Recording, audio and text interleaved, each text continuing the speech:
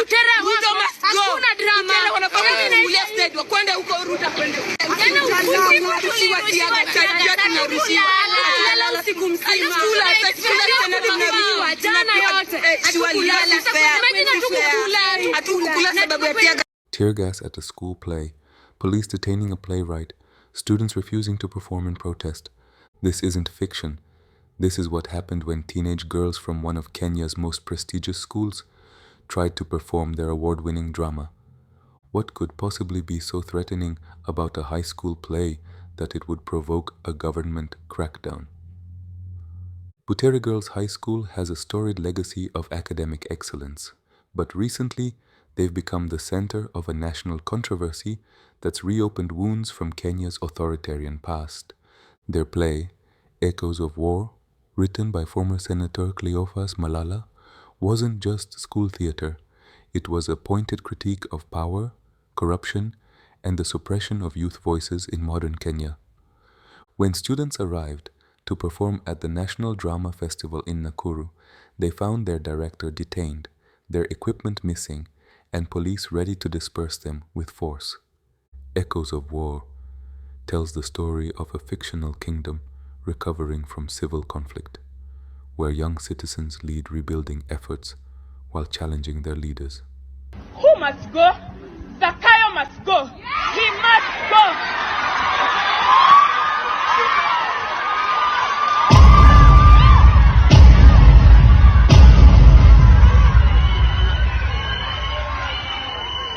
My voice, your voice, our voice, Gen Z's voice.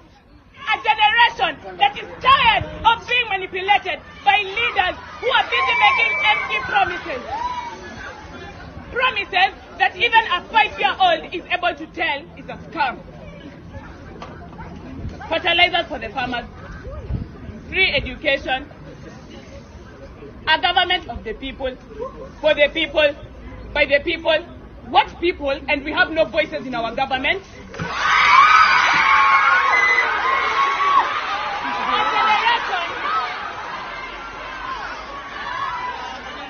A generation that is vexed, infuriated, tired of everything going on. Who are our leaders?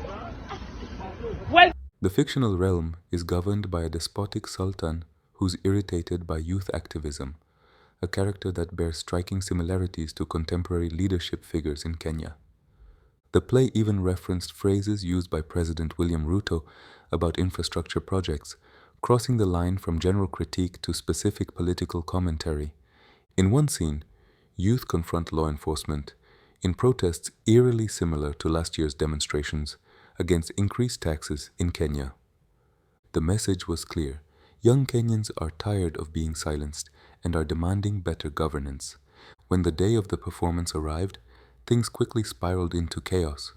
Students claimed they were denied basic performance equipment, microphones, sound systems, and stage props that had been available to other schools. Cleophas Malala, the playwright who also happens to be the former Secretary General of the ruling UDA party, was blocked from entering the venue and later detained by police. The students, dressed in full costume, took a stand. They refused to perform under these conditions, instead chanting for their director and briefly singing the national anthem before walking off stage.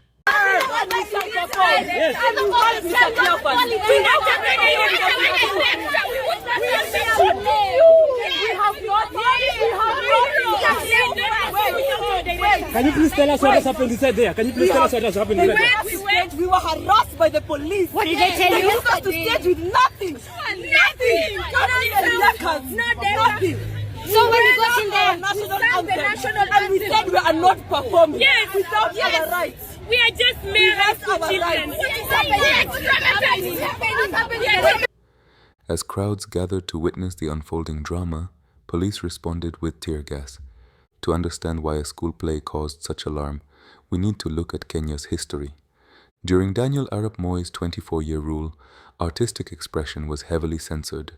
The renowned playwright Ngugi wa Thiong'o was imprisoned in 1977 for his play I Will Marry When I Want, which criticized post-colonial Kenyan society.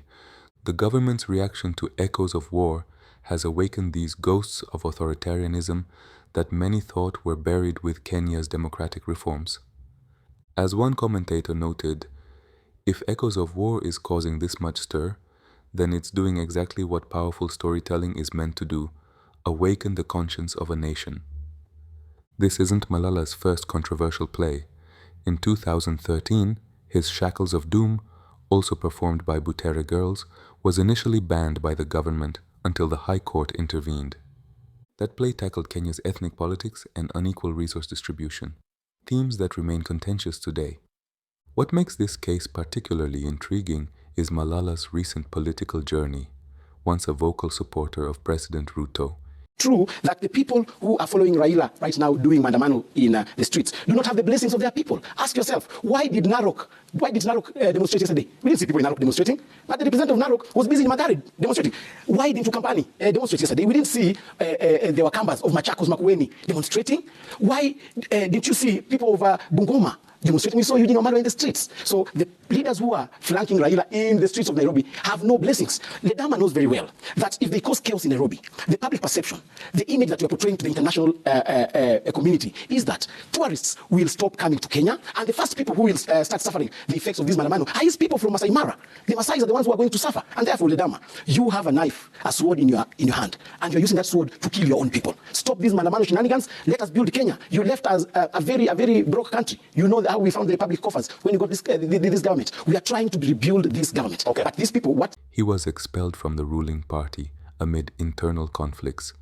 This raises a pressing question. Is the crackdown on Echoes of War about its content, or is it political retaliation against its creator? The government's response has been swift and severe. The Education Cabinet Secretary dissolved Butere Girls School Board following the controversy, but the heavy-handed reaction has backfired spectacularly, turning a school play into national news and amplifying the very message officials sought to suppress. As Naivasha East MCA Stanley Karanja observed, the Echoes of War play has actually been staged, not by students, but by the police in uniform. They staged it while armed with tear gas and batons. The Butere Girls controversy isn't just about a cancelled performance. It's about the enduring power of art to challenge authority and the lengths governments will go to silence criticism. These teenage girls, standing their ground against state power, have themselves become powerful symbols of resistance.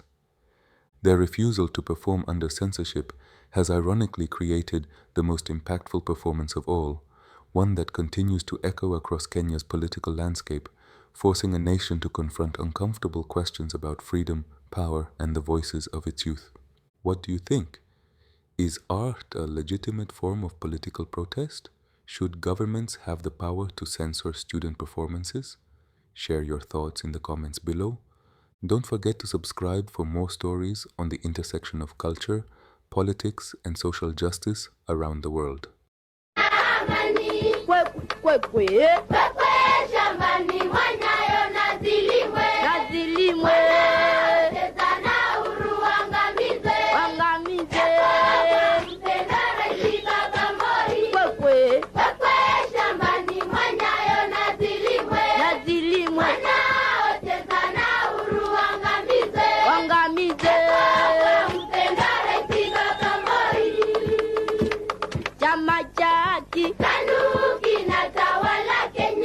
Chama chaki